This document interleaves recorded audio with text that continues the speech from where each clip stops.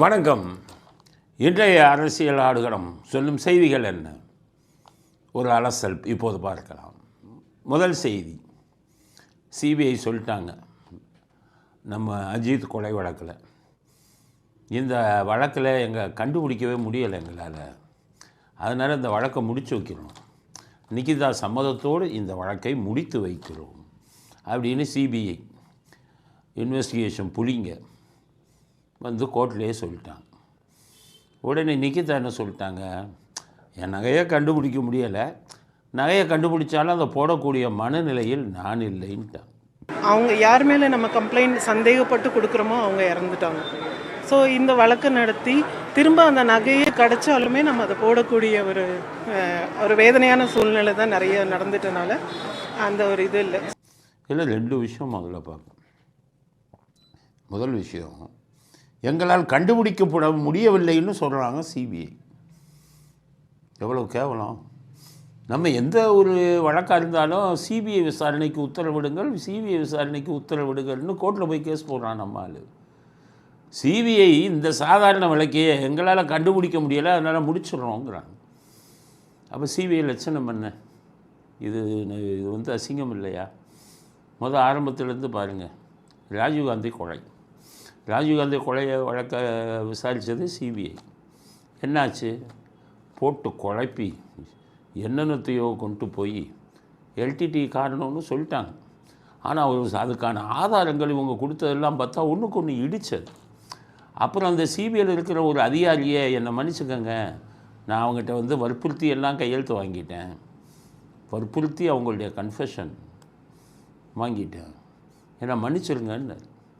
அதுக்கப்புறம் தான் supreme court பார்த்தாங்க, யாரையோ பிடிச்சி வச்சுருக்கான், 9 பேரை பிடிச்சிருந்தது இது பண்ணி அவங்களுக்கு ஆயுள் தண்டனைன்னு கொடுத்தாச்சு, தூக்கு தண்டனை, அதுக்கப்புறம் ஆயுள் தண்டனைன்னு மாறிச்சு.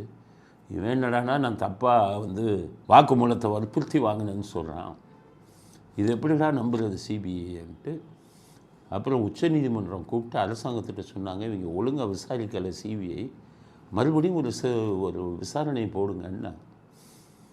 உடனே மத்திய அரசாங்கம் ராஜீவ் கொலை வழக்கில் சரியாக விசாரிக்கலைன்னு சொல்கிறாங்க அப்படின்னு சொல்லி அதுக்கு ஜெயின் கமிஷன்னு ஒருத்தவங்கள விசாரிக்க போட்டான். அவன் விசாரிச்சுட்டு என்ன சொன்னான், ஜெயின் கமிஷன், இவங்க இதில் இப்போ வெளிநாட்டு தொடர்பெல்லாம் இருக்கியா, இவங்க லோக்கலில் இருக்கிறாள், பேட்டரி விற்றவன் இவன் விற்றவன் எல்லாத்தையும் பிடிச்சி இந்த சிபிஐ அக்யூஸ்டாக போட்டான், இல்லை நிறைய விசாரிக்க வேண்டியது இருக்குது, சந்திரசாமியை விசாரிக்கணும், சுப்பிரமணிய சாமியை விசாரிக்கணும், கருணாநிதியை விசாரிக்கணும், நிறைய விஷயம் இடிக்குது, அதனால் திரும்ப விசாரிங்கன்ட்டாங்க ஜெயின் கமிஷன். உடனே மத்திய அரசாங்கம் அதை குடித்தவர் ஆக்குனது சிபிஐ. சிபிஐ சிறப்பு புலனாய்வு குழு நீ விசாரின்னு சிபிஐயில் இன்னொரு குழு அமைச்சு விட்டான். அதனால் என்ன பண்ணாங்க மத்திய அரசாங்கம், சிபிஐ சிறப்பு புலனாய்வு குழு, அவன் தான் குடித்தவர் ஆக்குனான். அப்புறம் தான் ஜெயின் கமிஷன் சொல்லிச்சு ஒழுங்காக விசாரிக்கலப்பான்னு. 1998 சிபிஐ விசாரணை சிறப்பு புலனாய்வு குழுவில் ராஜீவ்காந்தி கொலை வழக்க மறு விசாரணை செய்யுங்கன்னு கொடுத்தான். இதில் வேடிக்கை என்ன தெரியுமா, 27 வருஷம் ஆச்சு, இன்னும் அந்த விசாரணையில் முடிவே கொடுக்கல. 27 வருஷமாகியும் ராஜீவ்காந்தி விசாரணையில் சிபிஐ சிறப்பு புலனாய்வு குழு இன்னும் கொடுக்கவே இல்லை, ரிப்போர்ட்டே கொடுக்கல.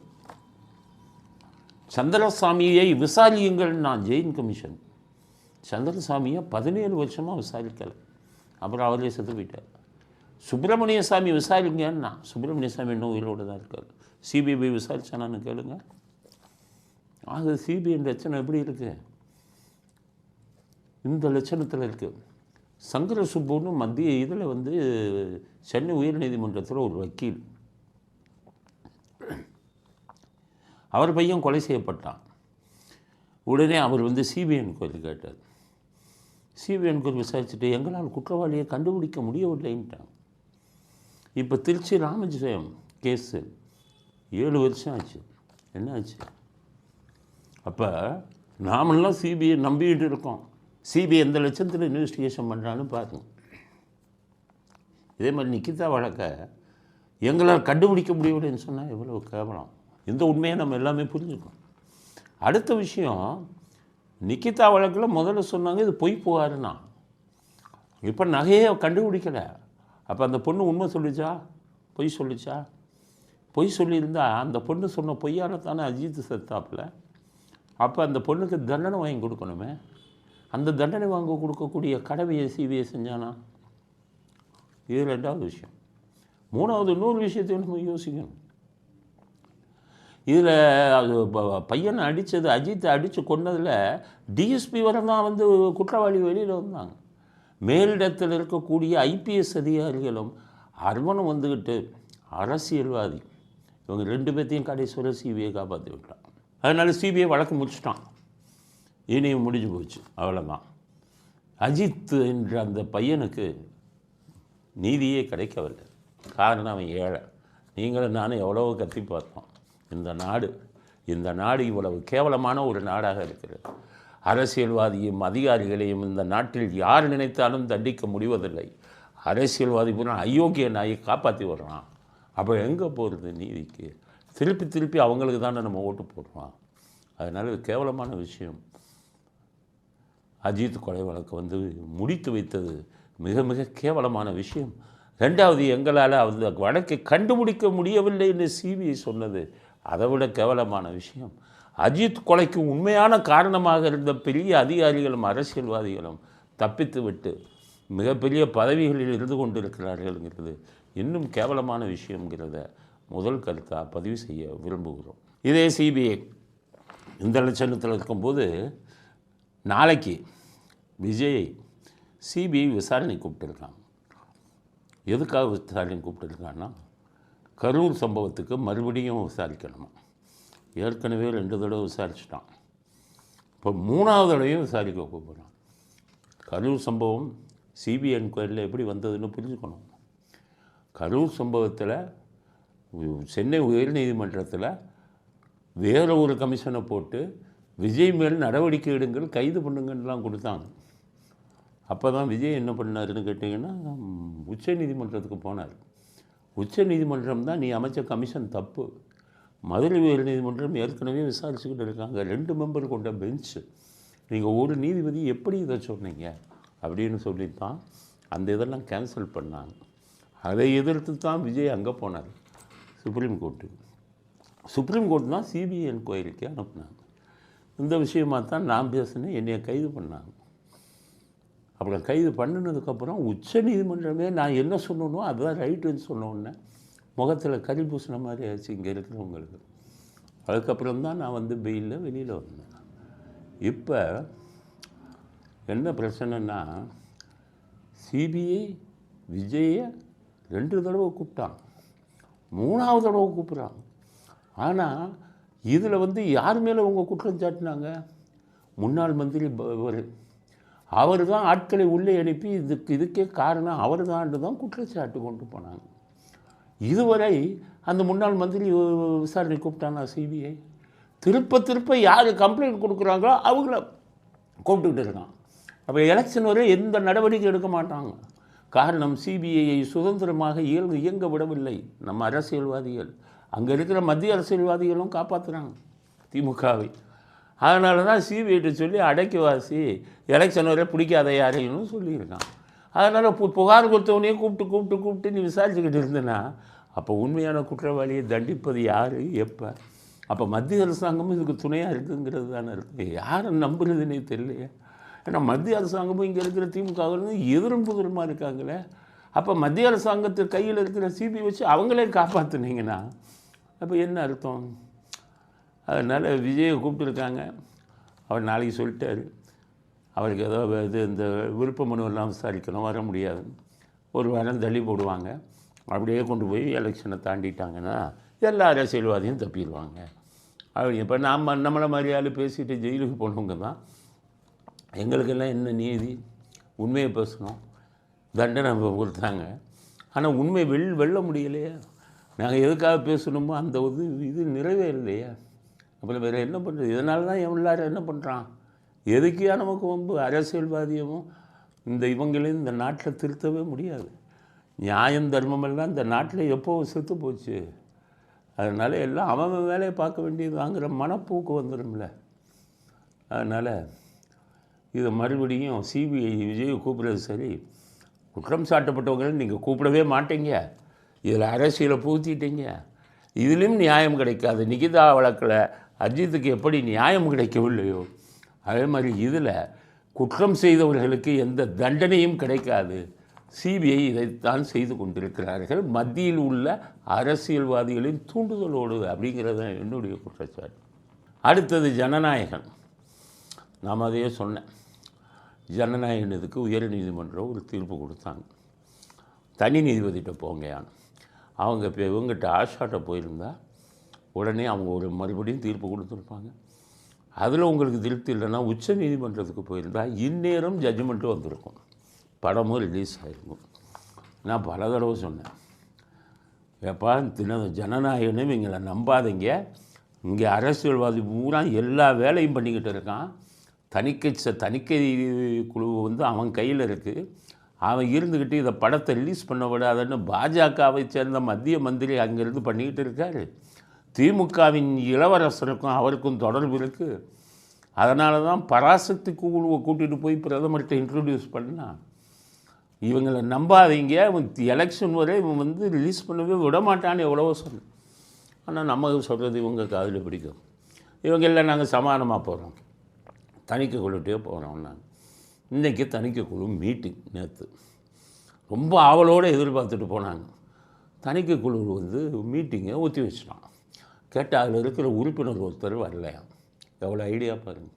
இவனும் பாருங்கள், தணிக்கை குழுவும் எப்படி அரசியல்வாதியை விட கேவலமாக இருக்காமல் பாருங்கள் அப்படின்னு சொல்லிவிட்டு அடுத்து இந்த எலெக்ஷன் முடிகிற வரை அந்த படத்தை ரிலீஸ் பண்ணாமல், எலெக்ஷன் முடிஞ்சதுக்கப்புறம் அந்த படத்தை ரிலீஸ் பண்ணால் அந்த படத்துக்கு வர வேண்டிய வருமானத்தில் பெரும்பகுதி போயிடும். ஏன்னா அதில் பூரா பேசப்பட்டது அரசியல். அதெல்லாம் இருந்தால் தான் மக்கள் வந்து அதை இது ஆர்வத்தோடு பார்ப்பாங்க. அதையும் குழி தோண்டி புதைத்து விட்டான் அரசியல்வாதி. நம்ம இவங்க விஜய் பட தயாரிப்பாளர்கள் எல்லாம் அவங்கள போய் நம்பி ஜனநாயகன் ரிலீஸை இதுக்கு முன்னாடி எலெக்ஷனுக்கு முன்னாடி ரிலீஸ் ஆகாமல் தடுக்கிறதுல சதி திட்டம் தீட்டிட்டான் ஆளுங்கட்சி அரசியல்வாதி. தமிழ்நாட்டில் இருக்கிற ஆளுங்கட்சி அரசியல்வாதியும் சரி, மத்தியில் இருக்கிற அந்த ஊர் மந்திரி தான். ஏன்னா தமிழ்நாடு பாஜக அதில் வந்து மற்றவங்கள்லாம் ரைட். ஆனால் மந்திரிங்க ஒவ்வொருத்தரும் ஒவ்வொரு ஏஜெண்டா பண்ணிட்டாங்க. இனி எலெக்ஷன் வரை தமிழ் ஜனநாயகன் படம் ரிலீஸ் ஆகாது. நாங்கள் எவ்வளோ சொன்னோம், கேஸை போடுங்க, கேஸை வாபஸ் வாங்காதீங்க. அவங்க போகிறாங்க, அனுபவிக்கட்டும் அப்படிங்கிறது அடுத்த கட்ட கருத்து. அடுத்தது என்டிஏ கூட்டணியில் விஜய் அப்படின்னு ஒரு பொறையை கிளப்பி விட்டாங்க. இதை பூரா எல்லா பேர்லேருந்து இதை வச்சுக்கிட்டு மைக்கை வச்சுக்கிட்டு ஒவ்வொரு டிவிலையும் அவன் என்னென்னு பேசிக்கிட்டு இருக்கான். என்டிஏ கூட்டணி உங்களுக்கெல்லாம் நான் கேட்குறேன், ஒரு செய்தியை பேசும்போது நடைமுறைக்கு சாத்தியமாக இதை பற்றியெல்லாம் யோசிக்க வேணாம். பெரிய பத்திரிகையாளர்கள் என்டிஏ கூட்டணிக்கு விஜய் வர போகிறாங்க. நான் சொல்கிறது கேளுங்க, விஜய் ஆரம்பித்ததே 2 விஷயம். ஒன்று, திமுகவை எதிர்த்து தமிழ்நாட்டில் ஆட்சியை பிடிக்கணும், அதுதான் நம்பர் 1. நம்பர் 2, அவர் ஒரு கிறிஸ்தவர். தமிழ்நாட்டில் கிறிஸ்தவர்கள் ஓட்டு வந்து 90% அவருக்கு கிடைக்கும். அதை நம்பி அவர் அரசியல், அதுவும் ஒரு காரணம். அவர் வந்து ஜெயிச்சுருவோங்கிறத நம்பிக்கைக்கு அதுவும் ஒரு காரணம். அந்த மைனாரிட்டி ஓட்டெல்லாம் விட்டு பிஜேபியோட போய் சேர்ந்து அவருக்கு கிடைக்குமா? அப்போ பிஜேபியும் அவருக்கு எதிரி அப்படின்னு தான் வச்சுக்கிட்டு இருக்காங்க. அதில் ஆரம்பிக்கப்பட்டது தான் அந்த கட்சி. எங்களுக்கெல்லாம் என்ன மகிழ்ச்சினா, மைனாரிட்டி பூரா அந்த திமுக பக்கம் சுற்றிக்கிட்டு இருந்தாங்க. அவங்க வந்து இந்த பிஜேபின்னு சொல்லியே பயந்துக்கிட்டு சுற்றிக்கிட்டு இருந்தாங்க. அந்த ஓட்டு பூரா அந்த விஜய்க்கு வந்து பிரிஞ்சு அந்த கூட்டம் அழியும் அப்படின்னு தான் நாங்கள் வந்து விஜயை என்கரேஜ் பண்ணோம். நீங்கள் இப்போ பண்ணுங்க. அப்படி இருக்கும்போது விஜய் போய் என்டிஏ கூட்டணியில் பாஜக இருக்கிறதுல சேருவாரா? என்னையா அரசியல் பேசுகிறீங்க? எல்லாம் அரிச்சோடியெல்லாம் இருக்கீங்க. பவன் கல்யாணம் பேசிட்டாரா? பவன் கல்யாணம் ஒரு நடிகர், விஜய் ஒரு நடிகர். அதனால் 2 பேர்த்துக்கு நட்பு முறையில் இது உண்டு. அவங்க இதனால் கூப்பிட்டு ஒருத்தர் பேசுவாங்க. ஆனால் அவங்க சொன்னதை ஒரு நடைமுறைப்படுத்த முடியுமா விஜய்? அதை பற்றி யோசிங்க. அதனால் சொல்கிறேன், என்டிஏ கூட்டணியில் விஜய் வருவாருங்கிறது நடக்க முடியாத காரியம். அது கனவு. அரசியல் இது தெரிஞ்சவங்க புரிஞ்சுக்கலாம். ஏன்னா விஜய் நாட்டுக்கும் முதலமைச்சர் ஆகணும், தமிழ்நாட்டுக்கும் முதலமைச்சர் ஆகணும்னு தான் கட்சி ஆரம்பித்தார். நீ என்டிஏ கூட்டணியில் சேர்ந்து அங்கே ஏற்கனவே முதலமைச்சர் கேண்டிடேட்டு எடப்பாடி பழனிசாமி ரெடியாக இருக்கார். அப்போ விஜய் வந்தாருன்னா எடப்பாடி பழனிசாமி முதலமைச்சர் ஆக முடியுமா? எடப்பாடி பழனிசாமி விஜய்க்காக விட்டு கொடுப்பாரா? இல்லை விஜய் வந்து எடப்பாடி பழனிசாமி முதலமைச்சராக விட்டு கொடுப்பாங்களா? 2 பேரும் எப்படி சீட்டை பகிர்வாங்க? 234 2 பேரும் ஜெயிக்கக்கூடிய வாய்ப்புள்ள கட்சிகள். அப்புறம் எப்படி இதெல்லாம் சாத்தியமா? இதை பற்றியெல்லாம் யோசிக்க வேண்டாமா? சும்மா பள்ளியை கிளப்பி விட்டதை இவங்களும் நாட்டில் பல பேர் பேசிக்கிட்டு இருந்தாங்க. இதுக்கிடையில் விஜய் கூடாரத்தில் நடக்கக்கூடிய சில செய்திகள் வந்துருக்கு. இதை அவர்களுக்கான அறிவுரையாகத்தான் கூறுறேன். நீங்கள் வந்து இதை வந்து தாக்குதலாக எடுத்துக்காதீங்க. ஏன்னு கேட்டிங்கன்னா, விஜய் சம்மந்தப்பட்டவர்கள், அவங்க கட்சி சம்மந்தப்பட்டவர்கள் நான் கைதாகும்போது எனக்கு நிறைய உதவி செஞ்சாங்க. உதவினா என்னை பல பேர் என்னை அங்கே வந்து பார்த்தாங்க சிறையில். என்ன வேணாலும் உங்களுக்கு உதவி செய்கிறோம். நாங்கள் கைது ஆனதுலேருந்து நான் வெளியில் வர எனக்கு நிறையா உதவிகள்னால் பண ரீதியான உதவி இல்லை, நல்லா புரிஞ்சுக்கங்க. சட்ட ரீதியான உதவிகள் இல்லை. சட்டம் இது போனால் நான் தான் செலவு பண்ணேன். எனக்கு 10 லட்சம் ரூபாய் செலவாச்சு பெயில் எடுக்கிறதுக்கு. இப்போ 20 நாளில் நான் வெளியில் வந்ததில் எனக்கு 10 லட்சம் ரூபா செலவாச்சு. ஸோ இதுக்கெல்லாம் வந்து நான் தான் என்னுடைய இது தான் பண்ணேன். வழக்கறிஞர்லாம் நான் தான் இது பண்ணேன். ஆனால் தார்மீகமான உதவி எனக்கு வந்து ஒரு ஆறுதலாக அந்த இதெல்லாம் பண்ணாங்க. அதனால் அவங்களுக்கு வந்து நான் வந்து சில நல்லா இருக்கணும், நமக்கு உதவி செஞ்சவங்கிறதுக்காக சில விஷயங்களை சொல்கிறேன். விஜய் வந்து பலமான கூட்டணியை உருவாகி இருக்கலாம். காங்கிரஸ் வந்து விஜய் கூட தான் வந்திருப்பாங்க. அதே மாதிரி பெரிய ஓபிஎஸ் எல்லாம் விஜய்கிட்ட தான் வந்து சேர்ந்துருப்பார். இன்னும் பல தலைவர்கள் விஜய்கிட்ட வந்திருப்பாங்க. ஆனால் விஜயை வந்து யாருமே சந்திக்க முடியவில்லை. இது ஒரு வருத்தமான செய்தி. அவர் கூட இருக்கிற இந்த 2ஆம் கட்ட தலைவர்கள் கூட அவரை பார்க்க முடியலை. அங்கே செக்ஷன் வச்சுருக்காங்க. அவங்க என்ன சொல்ல விரும்புகிறாங்களோ அந்த இதில் பேப்பரில் எழுதி அந்த செக்ஷனில் கொடுத்துரும். அதுக்கப்புறம் தான் அது விஜய்க்கு போகுது. விஜய் அவங்க யார்கிட்டையும் பேச மாட்டேங்கிறார், முடிவுகளையும் எடுக்க மாட்டேங்கிறார். கூட்டணி சம்பந்தப்பட்ட முடிவுகள் எல்லாம் மிகவும் தாமதமானது. செங்கோட்டையன் போன்றவர்கள் முடிவு எடுக்க முடியாமல் தவிச்சுக்கிட்டு இருக்காங்க. எத்தனையோ பேர் வருவதற்கு காத்து கொண்டு இருக்கிறார்கள். டிவிகேக்கு ஒரு பலமான திமுகவை நீங்கள் எதிர்த்து அவங்கள மண்ணக்கவை வைக்கணும்னா உங்களுக்கு அதிகமான சாதுரியம் வேண்டும். அதனால் அங்கே விஜய் அவர்களை யாரும் நெருங்க முடியவில்லை அப்படிங்கிறது ஒரு கவலைப்படக்கூடிய ஒரு விஷயம். ஏன்னா உங்களை தான் நான் திமுகவை காலி பண்ணுவீங்கன்னு நம்பி இருக்கோம். பாஜக அதிமுக கூட்டணியில் பாஜக வந்து திமுகவுக்கும் மறைமுகமாக மத்திய பாஜக உதவி செய்கிறாங்க. அதனால் விஜயத்தான் பெருசாக நம்பி இருக்கோம். அதனால் விஜய் அவர்கள் இனிமேலாவது கூட்டணியில் கவனம் செலுத்துங்க. யாரும் உங்களை வந்து பார்க்குற மாதிரி பாருங்கள். ஜெயலலிதா அவர்களை கூட இவ்வளவு இதாக இருந்தது இல்லையே. அவங்களோட கூட பேசலாம் முக்கியமானதுங்களில். உங்கள்கிட்ட பேசவும் முடியவில்லை, உங்களை பார்க்கவும் முடியவில்லை. பெரிய பெரிய தலைவர்கள் எல்லாம் உங்களுக்கு வந்து கூட்டணி உங்கள் கட்சியில் சேர வந்தவர்கள் எல்லாம் திசை மாறி போய் கொண்டிருக்கிறார்கள். நல்ல கூட்டணி அமைய வேண்டியது சில கட்சிகள்லாம் பார்த்துட்டு வேறு பக்கம் போயிட்டாங்க. அதனால் இனிமேலாவது விஜய் வந்து முக்கியமானவங்களை சந்தித்து பேசி நல்ல கூட்டணியை உருவாக்க வேண்டும். அவர் கட்சியில் சேர்றவங்களுக்கெல்லாம் வாய்ப்பு கொடுத்து கட்சியை பலப்படுத்த வேண்டும் அப்படிங்கிறது நம்முடைய அடுத்த கட்ட கருத்து. அடுத்தது, இன்றைக்கி திருச்சியில் திமுக மாநாடு நடந்துக்கிட்டு இருக்கு. KN நேரு நடத்துகிறார். 1000 கோடி KN நேருன்னு சொல்கிறதா? ஏன்னா இப்போ டிஇடி வந்து 1000 கோடி ஊழல்னு சொல்லிட்டாங்க. இல்லை 4000 கோடி KN நேருன்னு சொல்கிறதா? ஏன்னா சென்னையில் வெள்ளத்தை தடுப்பதற்கு 4000 கோடி வாங்கி மங்காம் போட்டவர். இது ரெண்டுக்கும் துணை போனவர் அவங்க தலைவர். ஒரு ஒரு திருடுவார் அப்படிங்கிற ஒரு இது உள்ள ஒரு ஆள்கிட்ட போய் இவ்வளோ பணத்தை உள்ளதை கொடுக்கலாமா? காவல்துறையில் என்ன பண்ணுவாங்க, எங்கே அதிகம் லஞ்சம் வருதோ அந்த போலீஸ் ஸ்டேஷனில் லிஸ்ட் எடுக்கும்போது கமிஷனர் கேட்பார், நேர்மையான ஆஃபீஸர் ரெடியா?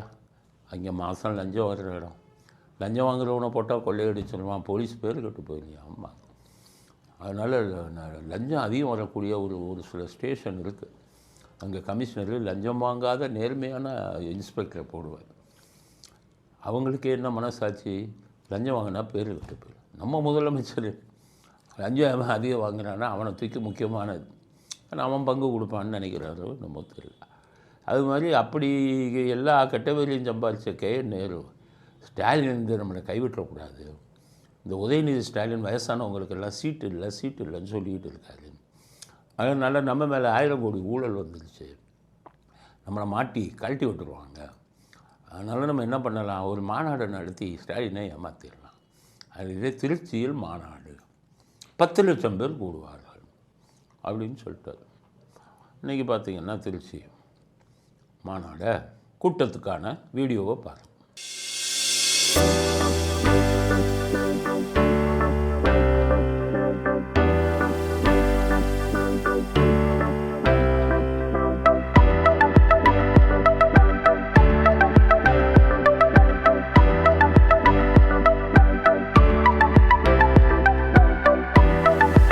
அவ்வளவு கூட்டம் இல்லை, பல இடங்கள் காலியாக கிடக்கும். இப்போ அங்கே எப்படி பிரியாணி எல்லாம் எப்படி, ஏன்னா திமுகனாலே பிரியாணி தான். பிரியாணிக்கு ஆரம்பித்தான், கான்ட்ராக்டர் சொல்லிட்டான், உங்கள் திமுக கூட்டம்னாலே பிரியாணிக்கு வைக்க முடியாது அப்படின்ட்டான். அப்புறம் கேன்னு கேட்டார் என்னன்னு, எல்லாத்துக்கும் அட்வான்ஸ் கொடுங்க, சட்டி கரண்டி உப்பு எல்லாத்தையும் திருடிட்டு போகிறான், எல்லாத்துக்கும் ரூபா முன்னாடியே கொடுத்துருங்க, அப்போ தான் பண்ணுவேன். அப்புறம் தான் என்ன பண்ணாங்க, திருடனாக இருக்கான் நம்ம கட்சிக்காரன், பிரியாணியை திருடிட்டு போயிடலாம். இந்த தடவை என்ன பண்ணிடு, பிரியாணி எல்லாம் பாக்கெட்டாக கட்டுன்ட்டான். பாக்கெட்டு கொடுத்து விட்டு உள்ளே நுழைய விடாத ஒருத்தனி, சமையல் இருக்கிற பக்கமே நுழைய விடாதன்ட்டான். சமையல் பண்ணுற பக்கத்தில் பெரிய வேலி போட்டாங்க, உள்ள நுழைஞ்சா தூக்கிட்டு போயிடுவான், திருடம்பான். அவன் நாட்டத்தில் தலைவன், நாட்டத்தில்னா இவன் பிரியாணியை திருடுனா இங்கே கேர்ஃபுல்லாக இருந்துட்டான். திமுகக்கான ஒருத்தனை கூட உள்ளே விடலை, பாக்கெட்டை மட்டும் கொடுத்தாங்க. பாக்கெட்டை கொடுத்து இப்போ கூட்டம் நடந்துக்கிட்டு இருக்கு. நாளைக்கு என்னென்ன அலங்கோலம் இருக்குதுன்னு சொல்லணும். ஆனால் 10 லட்சம் பேர் வராங்க அப்படின்னு சொன்னவன் ஒரு இதில் கோட்டை விட்டான். பிரியாணியில் பிரியாணிக்கு மட்டன் எவ்வளோ வாங்கினான், சிக்கன் எவ்வளோ வாங்கினான்னு கணக்கு அவனே சொல்லிட்டான். என்னடானா 1300 கிலோ மட்டன் ஆட்டுக்கறி, 800 கிலோ சிக்கன் கோழிக்கறி அப்படின்னு அறிக்கை விட்டாங்க. சரி, நம்ம என்ன பண்ணோம்னா, சரி 1300 கிலோ ஆடு, 800 கிலோ கோழி, அப்போ மொத்தம் 2100 கிலோ பிரியாணி. பிரியாணிக்கு கணக்கு இருக்குது, சமையல் சம்மந்தப்பட்டவங்களுக்கு தெரியும்.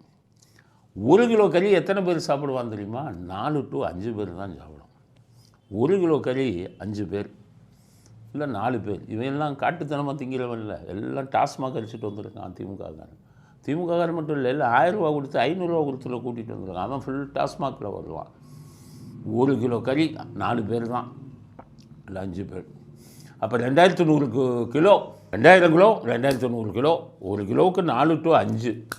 அப்போ பார்த்தீங்கன்னா 10,000 பேர், 10,000 பேருக்கு வேண்டிய இது தான் ஆக்கியிருக்கான் பிரியாணியை. நம்மக்கிட்ட 10 லட்சம் பேர் வராங்கிறான். எல்லாம் சேரை போட்டு ஊரை ஏமாற்றுவான். அப்படியே மேலேருந்து தூக்கி ட்ரோனில் காமிப்பான். காமிச்சிட்டு என்ன சொல்லுவான், 10 லட்சம் பேர் வந்துட்டாங்க. அம்மா ஒரு முதலி சொல்லிட்டாரு, 10 லட்சம் பேரை கூட்டிட்டேன். 10 லட்சம் பேரை கூட்டணும்னா நீங்கள் எப்படி 2000 சொன்னால் கோவிச்சுக்குவாங்க. இல்லை 2000 கிலோ எப்படி வரணும், 10 லட்சம்னா 2 லட்சம் கிலோ போடணும், 2 லட்சம் கிலோ கறி போடணும். ஆக 10,000 பேர் தான் வந்திருக்காங்க. இவன் ஒன்று அரசியல்வாதி பூரா ஊரை ஏமாத்துற மாதிரி நாட்டை ஏமாத்துறான். உண்மையை சொன்னால் கோவப்படுறான். அதே போல தான் சொல்லணும், நீ தான் ஃப்ராடு, எங்களையும் ஃப்ராடு தனமாக பேச சொல்லுவீங்களா? அதனால தான் சொல்ல, அரசியல்வாதி நீ 1000 சொல்லுவையா, நாங்கள் ஒரு மீடியா, அது ஒன்றா மாதிரி யூடியூபர் கிடையாது. நாங்கள்லாம் நிறுவனம், மீடியா நிறுவனம். அதனால் பல யூடியூப் சேனலுக்கு அதுவே ஓடிடிக்கு நாங்கள் இது, அதனால் பெரிய நிறுவனம். நாங்கள் சொல்லணும்னா காரணத்தோடு தான் சொல்லணும். 10,000 பேர் தான். ஆக்கின மட்டனுக்கும் சிக்கனுக்கும் கணக்கு எடுத்தால் 10,000 தான் வருது. பிரியாணி செய்யக்கூடிய சமயக்காரர்கள்ட்ட போய் கேட்டுக்கோங்க. 10,000 வச்சுட்டு 10 லட்சம்னு ஊரை ஏமாற்றிக்கிட்டு அரசியல் கட்சி நடத்திக்கிட்டு தெரிகிறாங்க. அதனால் நாளைக்கு இன்னும் நிறைய கூத்து இருக்கும் இந்த பிரியாணி கொடுத்ததில். இதில் அதை பூரா வெளிப்படுது. யாராக இருந்தாலும் நாங்கள் கண்டுக்க மாட்டோம். நீங்கள் எவ்வளோ பெரிய, நீங்கள்லாம் சாதாரண உங்கள்கிட்ட போய் நாங்கள் பயப்படணுமா? எல்லாத்தையும் எக்ஸ்போஸ் பண்ணிடுவோம். அரசியல்வாதி ஊரை ஏமாத்தாத, நாட்டு மக்கள் ஏமாத்தாத. இத்தனை பேர் தயா வந்தான், இவ்வளோ தயா பிரியாணி போட்டோன்னு உண்மையை சொல்லு அப்படிங்கிறது திமுக மாநாட்டில் திருச்சியில் நடந்த கூத்துக்கள் அப்படிங்கிறது அடுத்த கட்ட கருத்து. அடுத்தது நான் ஏற்கனவே சொன்னேன், நம்ம சினிமாக்காரங்க நம்ம அரசியல்வாதிகள்லாம் சொன்னேன், ஒழுங்காக தமிழ்நாடு பற்றி மட்டும் பேசு, உனக்கு தெரிஞ்சதை பற்றி பேசு, தெரியாததை பேசாது. அவங்க அமெரிக்கா அதிபர் ட்ரம்ப்புக்கு போய் முதல்ல ஸ்டாலின் கண்டனம் தெரிவித்தார். நீ எப்படியா பெட்ரோலுக்கு எங்களுக்கு அனுமதி கொடுக்குறேன்னாரு. அதுக்கப்புறம் இதை விட மோசம் கருணாஸ், திருமா, இவங்கெல்லாம் வேறு கண்டனம் தெரிவித்தாங்க. அப்போவே சொன்னோட இதெல்லாம் இன்டர்நேஷ்னல் பாலிட்டிக்ஸையா, சர்வதேச அரசு, உங்களுக்கெல்லாம் ஜீரோ, ஒன்றும் தெரியாது. இதில் பல விஷயம் இருக்குது. இங்கே இருக்கிற ஓட்டை வாங்கணுன்னெல்லாம் பேசாத, இது பல விஷயம் இருக்குது. இதில் நாட்டு மக்களுக்கு உண்மையை சொல்லுன்னு சொன்னேன். இன்றைக்கி கமலஹாசன் ஒரு ட்விட்டரில் ட்ரம்ப்புக்கு கண்டனம். உங்கள் இதெல்லாம் தூக்கி குப்பை தொட்டியில் போட்டுக்குவாங்க, உங்கள் இதெல்லாம் எவனும் பார்க்க மாட்டான். ட்ரம்ப்பு ஆஃபீஸில் பியூன்னு கூட பார்க்க மாட்டான்.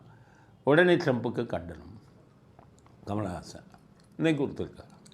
சரி, இந்த கோமாளிங்களுக்கு சொல்லி பிரயோஜனம் இல்லை. ஆனால் இன்னமே என்ன வச்சுருக்கோம், ஒவ்வொரு நாளும் இந்த வாரம் பற்றி, இந்த போரை பற்றி ஏதாச்சும் ஒரு விஷயம் சொல்லணும் அப்படின்னு முடிவெடுத்துருக்கோம். எல்லாருமே கேட்டாங்க எங்ககிட்ட, அமெரிக்காவில் நிறைய தமிழர்கள் வாழ்கிறாங்க, ஈரானுக்கும் அமெரிக்காவுக்கும் இவ்வளோ பெரிய போர் நடந்துக்கிட்டு இருக்குது, ஈரான் அமெரிக்காவில் போய் அணுகுண்டு போட்டுருவானா, அது அமெரிக்கா மேலே குண்டு வீசிடுவானா, அங்கே இருக்கிற தமிழர்கள்லாம் பாதுகாப்பாக இருக்காங்களான்னெல்லாம் கேட்டான். அது ஒரு உருப்படியான விஷயம். இவங்களை மாதிரி ட்விட்டரில் போட்டு கண்டனம்னு தெரிவிக்கிறத விட நாட்டு மக்களுக்கு ரொம்ப தேவைப்படுற விஷயம் அது. அதை சொல்லணும். என்னென்னு கேட்டிங்கன்னா, அமெரிக்காவில் நிறைய லட்சக்கணக்கான தமிழர்கள் இருக்காங்க. ஆனால் இந்த வார்னால், இந்த போர்னால் அமெரிக்காவுக்கு எந்த ஆபத்தும் பாதிப்பும் வராது. ஏன்னு கேட்டிங்கன்னா, ஈரான் வந்து அமெரிக்காவிலேருந்து 10,000 கிலோமீட்டரை தாண்டி இருக்காங்க. 10,000 to 11,500 கிலோமீட்டர் தூரம். 10,000 to 11,500 கிலோமீட்டர் தாண்டி அனுப்பக்கூடிய ஏவுகணை இல்லை ஈரான்கிட்ட. ஈரான்லாம் 2,000-3,000 கிலோமீட்டர் போகிற ஏவுகணை தான் இருக்குது. அதனால் இத்தனை இவ்வளோ பெரிய ஏவுகணையை அனுப்பி அவங்க வந்து அமெரிக்காவை அடிக்க முடியாது. இன்னொன்று, அமெரிக்கா வந்து பாதுகாப்புக்கு எப்படி வச்சுருக்கான்னு தெரியுமா? எந்த ஏவுகணை தாக்குதல், எந்த குண்டு தாக்குதல் அமெரிக்காவுக்கு வந்தால், அமெரிக்காவை நோக்கி வந்தால் அதை தடுத்துடுவான். ஆன்டி மிசைல்ஸ் ஏவுகணைகளை எதிர்க்கக்கூடிய சக்தி வந்து நாட்டை சுற்றி வச்சுருக்கான். அதனால் இப்போதைக்கு யாரும் அமெரிக்காவை தாக்க முடியாது. அப்படின்னா ஏன் அமெரிக்காவில் வந்து பயத்தில் இருக்காங்க? நேற்று பார்த்தீங்கன்னா பாதிரியார்கள்லாம், கிறிஸ்தவ பாதிரியார்கள்லாம் வந்து ட்ரம்ப்புக்கு ஆசீர்வாதம் பண்ணுறாங்க, ட்ரம்ப்புக்கு முன்னாடி பூஜை பண்ணுறாங்க. ட்ரம்ப்பு என்னென்னா மூட் அவுட்டாக இருக்கார், ரொம்ப கவலையில் இருக்கார், அதனால் பாதிரியார்கள்லாம் வந்து அவருக்காக பிரார்த்திக்கிறாங்கன்னு போட்டிருக்கோம். அப்படின்னா ஏன் பயப்படுறாரு அவர் அப்படின்னு கேட்டாங்க சில பேர். அந்த பயம் எதுக்குன்னு கேட்டிங்கன்னா, பொதுவாக போர் வந்துட்டாலே அமெரிக்காவில் இருக்கக்கூடிய பாதிரியார்கள்லாம் இந்த மாதிரி வந்து பூஜை பண்ணுவாங்க. அது மாதிரி நடக்கிற பூஜை. இன்னொன்று என்னென்னா, ட்ரம்ப்புக்கு இதில் ஒரு பெரிய அடி கிடச்சிருக்கு. எப்படின்னா, ஈரானை தாக்குவதற்காக Trump Qatar, Kuwait, Saudi Arabia, Dubai, இந்த 4 இடத்துலையும் அவங்களுடைய இராணுவ மையத்தை வச்சுருக்காரு. அங்கே இருந்து ஈரான் போன்ற நாட்களை தாக்கணும். ஏன்னா அது அமெரிக்காவிலேருந்து 10,000 கிலோமீட்டருக்கு மேலே இருக்குது, தாக்குவது கடினம் அப்படின்னு மிலிட்டரி பேஸ் இந்த 4 அரபு நாடுகளில் வச்சுருக்காரு. அப்போ அவங்கெல்லாம் என்ன பண்ணாங்க, கொடுக்க மாட்டேன்ட்டாங்க. எங்கள் நாட்டில் மிலிட்டரி பேஸ் வைக்காதப்பா, ஒன்று அவன் தாக்குனானா ஏன் நாடு அழிஞ்சு போகும் அப்படின்னு சொன்னாங்க. அதுக்கு அங்கே அமெரிக்கா என்ன சொன்னாங்க, அப்போ எந்த இதுவும் எங்கள் இதை தாக்க முடியாது, எங்கள் இலக்கை தாக்க வந்தால் நாங்கள் பதிலடி கொடுத்து அதை அங்கேயே அழிச்சிருவோம், ஏவுகணைகளை யாரும் ஒன்றும் பண்ண முடியாதுன்னு சொல்லி உலகம் பூரா 84 இடத்துல அமெரிக்காவுடைய இராணுவ மையங்களை வச்சுருக்காங்க, இராணுவ தளங்களை. அதில் இந்தியாவில் அமெரிக்கா இராணுவ தலைமை இல்லை. நேரு காலத்திலேருந்து, இந்திரா காந்தி காலத்திலேருந்து அதுக்கு அனுமதி கொடுக்கல. இன்றைக்கி இருக்கிற இவங்க மோடி காலம் வர. ஆனால் மற்ற நாடுகளில் இந்த 4 நாடுகள், இஸ்லாமிய நாடுகள், சவுதி அரேபியா, குவைத்து, துபாய், கத்தார்லாம் கொடுத்தாங்க. ஆனால் அந்த இராணுவ மையங்களை பூரா அடிச்சிட்டான் ஈரான். இது வந்து அமெரிக்காவுக்கு பெரிய அடி. எந்த ஏவுகணை வந்தாலும் அதை தடுக்கக்கூடிய சக்தி உள்ள ஏவுகணைகள் இங்கே வச்சுருக்கோமே, நம்ம ஏவுகணைகளை மீறி நம்ம இராணுவ தளம் வச்சுருந்த இந்த நாடுகளை பூரா அவன் அடிச்சுட்டானே. இப்போ இவங்க கேட்குறாங்க, அந்த 4 நாடு உன்னை நம்பித்தானே ஒரு இராணுவ தளத்தை உள்ளே வச்சேன், நீ சொன்ன நம்மளை யாரும் அடிக்க முடியாது, அடிக்க வந்தால் தடுத்து திரும்பி அனுப்புகிற அளவுக்கு இது இருக்குது, ஏவுகணைகள் இருக்குது அப்படின்னு சொன்னீங்க, அதை மீறி அடிச்சுட்டானே ஈரான் அப்படின்னு இப்போ கேள்வி கேட்குறாங்க. அதில் தான் வந்து இந்த அமெரிக்காவே பயந்து போயிருக்காங்க. இனி 84 நாடுகளும் இவரை வைத்திருக்கக்கூடிய இராணுவ தளங்கள் உள்ளவங்கள்லாம் இனி வெளியில் போயிருப்பாம்பாங்க, எங்களுக்கு பாதுகாப்பு இல்லை. ஸோ இது அமெரிக்காவுக்கு கிடைத்த மிகப்பெரிய தோல்வியாக பார்க்கப்படுகிறது. அமெரிக்கா ரிசர்ச் பண்ணாங்க, எப்படி நம்ம இதை மீறுற அளவுக்கு ஏவுகணை சக்தி மிகுந்த ஏவுகணைகள் இவன்ட்ட வந்ததுன்னு பார்த்தீங்கன்னா, ரஷ்யா மறைமுகமாக அமெரிக்காவிடம் என்னென்ன இராணுவ தளவாடங்கள் இருக்கிறதோ, என்னென்ன ஏவுகணைகள் இருக்கிறதோ, அதை அழிக்கக்கூடிய வித்தைகளை எல்லாம், அதை அழிக்கக்கூடிய விமானங்களை எல்லாம், அதை அழிக்கக்கூடிய ஏவுகணைகளை எல்லாம் ரகசியமாக உருவாக்கி இவர்களுக்கு வித்துடுறாங்க. ஆக அமெரிக்காவின் இதெல்லாம் வந்து அது முன்னாடி நிற்காமல் போச்சு. இதுதான் ட்ரம்ப்புக்கு மிகப்பெரிய தலைவலியை உருவாக்கி கவலையில் ஆழ்ந்திருக்கிறார். இனி எவனுமே நமக்கு இராணுவ தளம் அமைக்க கொடுக்க மாட்டானே, 84 நாட்டில் வச்சுருக்கோமே, அவன் எல்லாம் நம்மளை அனுப்பிடுவானே, வருங்காலத்தில் நமது பாதுகாப்பு கேள்விக்குறியாகி விடுமேன்னு சொல்லி அதனால தான் அவர் கவலையில் இருக்கிறார். பாதிரியார்கள் போய் அவருக்காக பூஜை செய்கிறார்கள். ஆக இந்த போரில் நடந்த மிகப்பெரிய விஷயம் அமெரிக்காவுக்கு கிடைத்த அடி, ரகசியமான அடி, அவர்கள் எதிர்பார்க்காமல் விழுந்த அடி. வருங்காலத்தில் அமெரிக்காவின் இராணுவ மையங்கள் பல நாடுகளிலிருந்து அகற்றப்படும் சூழ்நிலை உருவாகி இருக்கிறது அப்படிங்கிறது தான் நமது அடுத்த கட்ட கருத்து. இத்துடன் இன்றைய அரசியல் ஆடுகளம் நிறைவு பெறுகிறது. மீண்டும் நாளை புதிய செய்திகளுடன் உங்களை சந்திக்கிறோம். நன்றி, வணக்கம், ஜெய் ஹிந்த்.